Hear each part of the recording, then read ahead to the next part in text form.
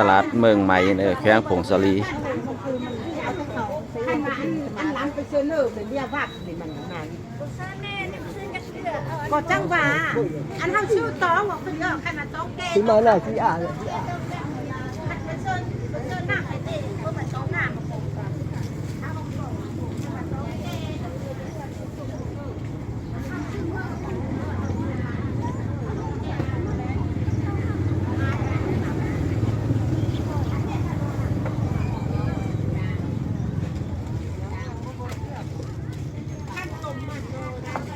แม่ลูกสองรอ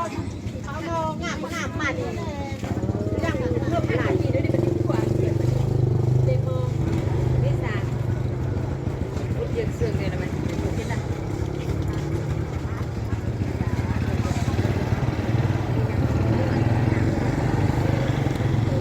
ล้างโดนเลยโดนอยากมากเลย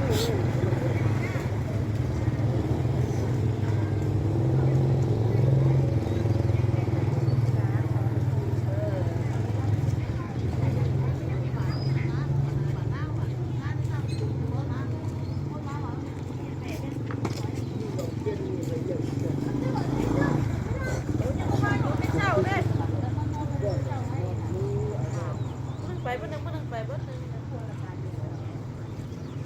ซ้ำให้ไหนกินตาย